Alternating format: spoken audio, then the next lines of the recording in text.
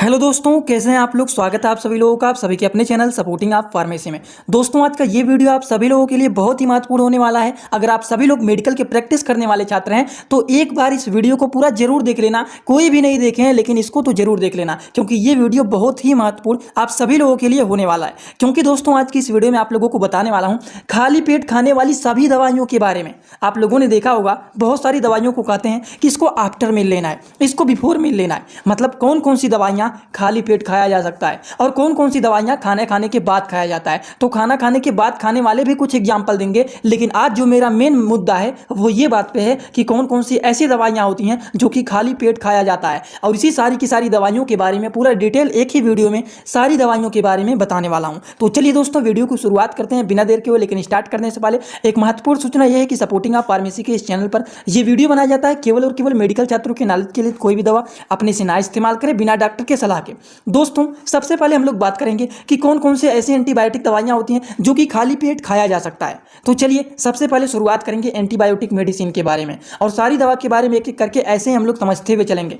Antibiotic की दोस्तों अगर हम बात करें तो सबसे पहला जो मेडिसिन है वो है क्लोक्सासिलिन, दूसरा है एजिथ्रोमाइसिन, तीसरा है एमोक्सिसिलिन, चौथा है पेनिसिलिन जी, पांचवा है रिफम्पिन, और भी है एक है आइसोनाइट। तो ये कुछ अलग अलग प्रकार के एंटीबायोटिक मेडिसिन है जो कि इसको आप बिफोर मील ले सकते हैं। समझ गए आप लोग। बिफोर मील का मतलब होता है दवा को खाना खाने के पहले आप खाली पेट खा सकते हैं।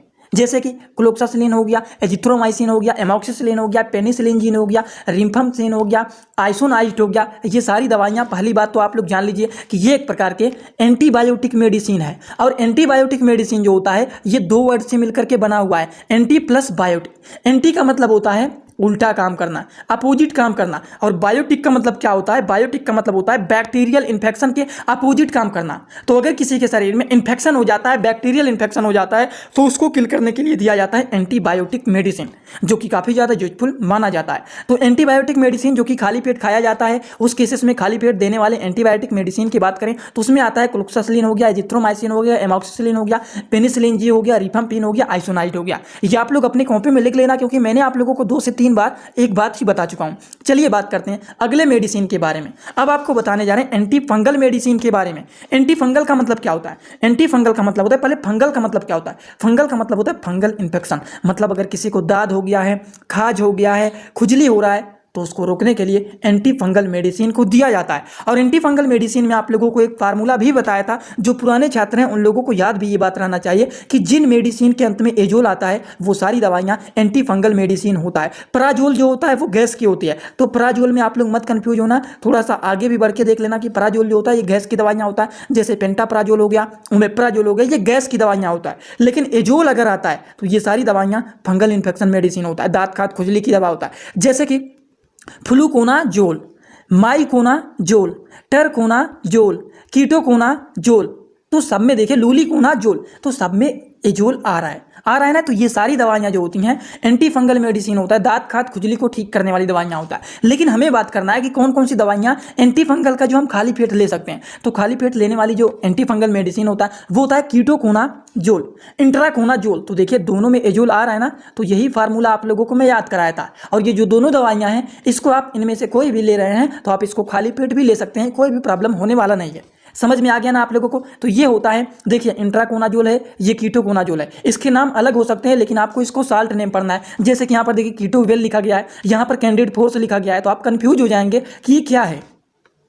सर ने बताया था कि एजोल आएगा, लेकिन यहाँ पर तो एजोल आया ही नहीं है। यहाँ पर पता नहीं क्या कीटोवेल लिखा हुआ है, यहाँ पर कैंडिड फोर्स लिखा हुआ है, कहीं पर एजोल का नाम और निशान नहीं है। लेकिन नाम और निशान देखने के लिए आप लोगों को ये पढ़ना पड़ेगा। इसके कंपोजिशन को पढ़ेंगे तुरंत आप लोगों को देखेंगे और तुरंत आपको ये बातें समझ में आ जाएगा। तो चलिए बात करते हैं अगले मेडिसिन के बारे में। अगला जो मेडिसिन है वो एक कार्डियोवैस्कुलर के मेडिसिन, मतलब हार्ट की दवाइयाँ। हार्ट की दवाइयों की बात करें कि कौन कौन से ऐसे हार्ट की दवाइयाँ होती हैं जो कि आप लोग उसको खाली पेट ले सकते हैं। तो खाली पेट लेने वाली जो मेडिसिन होता है वो होता है डाइजॉक्सिन टैबलेट, दूसरा होता है निफेडिपिन टैबलेट, और तीसरा जो होता है वो होता है कैप्टोप्रिल। थोड़ा सा यहाँ पर देखिए लिखा गया, कैप्टोप्रिल हो गया, डाइजॉक्सिन हो गया, निफेडिपिन टैबलेट हो गया। ये सारी जो दवाइयाँ होती हैं दोस्तों, ये क्या होता है? ये हार्ट की मेडिसिन होती हैं जिसको आप खाली पेट ले सकते हैं। समझ में आ गया ना आप लोगों को? किसी को कोई डाउट तो नहीं है? तो ये सारी की सारी जो दवाइयाँ आप लोगों को बता रहे हैं ये खाली पेट लेने वाली दवाइयों के बारे में बता रहे हैं। कुछ और भी मेडिसिन के एग्जाम्पल की बात करें जो कि खाली पेट लिया जा सकता है, वो मेडिसिन है थायरॉक्सिन, जो कि थायराइड के पेशेंट को दिया जाता है। जिसका थायराइड बढ़ा हुआ रहता है उनको थायरॉक्सिन दिया जाता है। समझ में आ गया आप लोगों को। ओमेप्राजोल हो गया, पेंटाप्राजोल हो गया, इसमें ये किसकी दवा है पहले बात तो आप लोग ये बताइए। ओमेप्राजोल, पेंटाप्राजोल, तो एजोल नहीं देखना है, थोड़ा सा आगे भी बढ़ जाना है। तो प्राजोल आया हुआ है ना, तो ये गैस की दवाइयाँ होती हैं। तो गैस की दवाइयों को आप लोग खाली पेट भी ले सकते हैं, जो कि यूजफुल होता है और डॉक्टर लोग ज़्यादा से ज़्यादा इसको प्रिस्क्राइब करते हैं कि इसको बिफोर मील लीजिए। समझ में आ गया ना आप लोगों को। अगला जो मेडिसिन है वो है सक्राफेट हो गया, और जो मेडिसिन है वो पेंटाप DSR हो गया।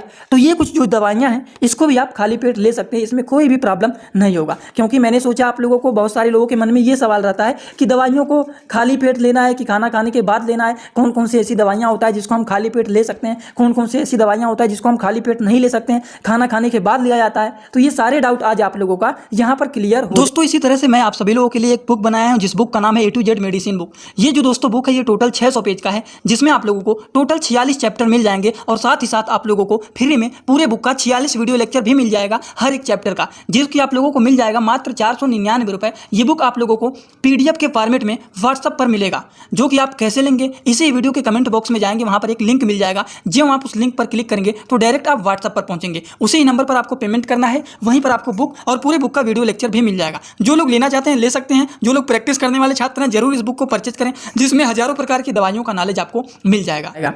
ये बातें आप लोगों को एकदम अच्छे से समझ में आ गया होगा, शायद किसी को कोई डाउट नहीं होगा। तो चलिए थोड़ा सा कंफ्यूजन और भी आप लोगों का दूर कर देता हूं कि ऐसी कौन सी दवाइयां होती हैं जो कि खाना खाने के पहले नहीं ले सकते हैं, इसको खाना खाने के बाद ही लिया जाता है। लेकिन इसके पहले आप लोगों को जो इतनी सारी दवाइयां बताए हैं, ये सारी दवाइयों को आप खाना खाने के पहले भी ले सकते हैं, मतलब इसको खाली पेट खाया जा सकता है, इसमें कोई भी प्रॉब्लम नहीं होगा।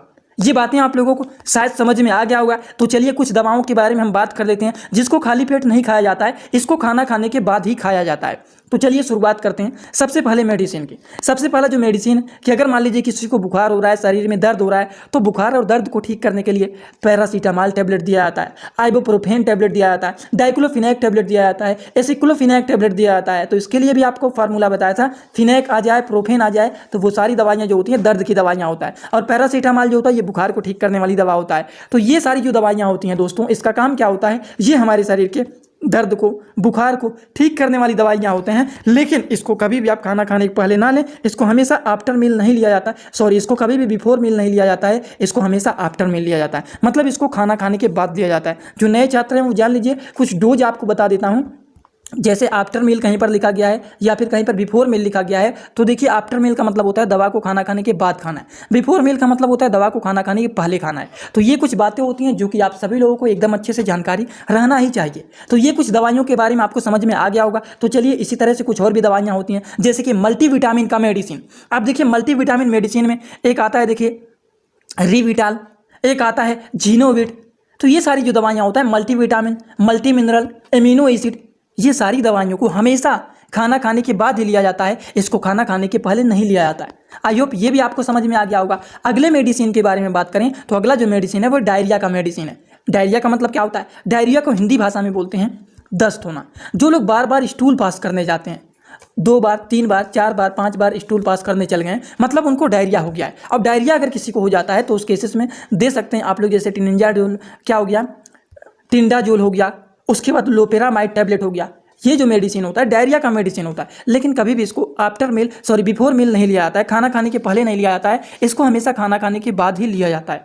ये भी आप लोगों को समझ में आ गया होगा। तो चलिए कुछ और भी दवा के बारे में बात कर लेते हैं जो कि खाना खाने के बाद लिया जाता है। देखिए दोस्तों कुछ ऐसे एंटीबायोटिक मेडिसिन होते हैं जिसको खाना खाने के बाद लिया जाता है, और आप लोगों को मैंने बताया था कि कुछ ऐसे भी मेडिसिन होते हैं जिसको खाना खाने के पहले खाया जाता है। वो भी सारे एग्जाम्पल आप लोगों को दे दिया हूँ, लेकिन ये जो एंटीबायोटिक मेडिसिन है इसको खाना खाने के बाद खाया जाता है। जैसे कि सबसे पहला मेडिसिन मेट्रोनाइडाजोल, ये मेट्रोजिल है जो कि फ्लैजिल के नाम से फेमस होता है। तो अगर किसी को मान लीजिए पेट खराब हो गया है, डायरिया हो गया है, तो उस केसेस में भी इसका इस्तेमाल किया जाता है। अगला जो मेडिसिन है ये भी एक प्रकार का एंटीबायोटिक मेडिसिन है जो कि बैक्टीरियल इन्फेक्शन को किल करने का काम करता है, जो कि डॉक्सीसिलिन कैप्सूल है। तो डॉक्सीसिलिन हो गया, मेट्रोनाइडाजोल हो गया, ये एंटीबायोटिक मेडिसिन होता है जो कि ये भी बैक्टीरियल इन्फेक्शन को किल करने का काम करता है, और इसको भी हमेशा खाना खाने के बाद ही खाया जाता है, कभी भी इसको बिफोर मील नहीं लिया जाता है। ये भी आपको समझ में आ गया। तो चलिए अब कुछ और बात कर लेते हैं alpha and beta blocker medicine के बारे में। मतलब अगर किसी को ब्लड प्रेशर का प्रॉब्लम है, ब्लड प्रेशर हाई हो गया है, तो उस केसेस में आप लोग ब्लड प्रेशर की दवाइयों का इस्तेमाल करेंगे। लेकिन उसको कभी भी आप बिफोर मील नहीं इस्तेमाल करें। कुछ दवाइयाँ होती हैं, लेकिन जैसे कि एम्लोकाइन 80 हो गया, हेट्रीन हो गया। एम्लोकाइन 80 में देखिए एम्लोडिपिन और एटेनोलोल 2 चीज़ मिला हुआ है, जिसका नाम है एम्लोकाइन 80। ये काफ़ी ज़्यादा यूजफुल एंड पॉपुलर माना जाता है ब्लड प्रेशर के पेशेंट के लिए। ठीक, उसके बाद हेट्रीन हो गया, जिसका साल्ट नेम होता है वो होता है टेराजोसिन टैबलेट, जो कि इंडियन फार्माकोपिया का 2 mg का ये मेडिसिन होता है, जो कि एबोट कंपनी के द्वारा बनाया गया है। इसी हिसाब से अगर हम लोग बात करें तो ये जो मेडिसिन है एम्लोकाइन 80, ये मैनकाइंड कंपनी के द्वारा बनाया गया है। समझ गए आप लोग। तो ये सारी की सारी जो दवाइयाँ होती हैं, ये कभी भी खाना खाने के पहले नहीं लिया जाता है, इसको हमेशा खाना खाने के बाद खाया जाता है। तो आज का मेरा मेन मकसद यही था कि अगर आप कोई भी मेडिसिन लेते हैं तो मेडिसिन देने से पहले आपको ये बात पता रहना चाहिए कि कौन कौन सी दवाइयों को खाना खाने के पहले लिया जा सकता है और कौन कौन सी दवाइयों को खाना खाने के बाद दिया जा सकता है। तो ये 2 बात अगर आप लोगों को पता है तो बहुत ही अच्छी बात है। और आप मेडिकल के छात्र हैं, प्रैक्टिस करने वाले छात्र हैं, अगर आपको ये बात नहीं भी पता था तो आपको ये जानकारी आज हो गया होगा कि हाँ, ये सारी दवाइयों को आप बिफोर मील ले सकते हैं, ये सारी दवाइयों को आप आफ्टर मील ले सकते हैं। तो ये बात आपको पता चल गया तो बहुत ही अच्छी बात है। अगर समझ में आ गया तो सभी लोग कमेंट बॉक्स में आइए और अपना फीडबैक जरूर दीजिए कि आज का वीडियो आप लोगों को कैसा लगा। अगर अच्छा लगा तो अच्छे से आप लोग कमेंट करना, नहीं अच्छा लगा तो भी कमेंट करके बताना कि क्या नहीं समझ में आया, तो उसको अगले वीडियो में मैं और अच्छे से समझाने की कोशिश करूंगा। एक बात और, जो लोग हमसे पर्सनल इंस्टाग्राम में जुड़ना चाहते हैं वो लोग भी जुड़ सकते हैं। जुड़ने के लिए सर्च करिए सपोर्टिंग आप फार्मेसी, जो चैनल का पूरा नाम है। सर्च करते ही आपको चैनल मिल जाएगा, आप वहाँ पर हमें फॉलो करके और आप हमसे भी वहाँ पर जुड़ सकते हैं। तो चलिए आज का वीडियो यहीं पर होता है complete. Thanks for watching video. Like, comment, share and subscribe.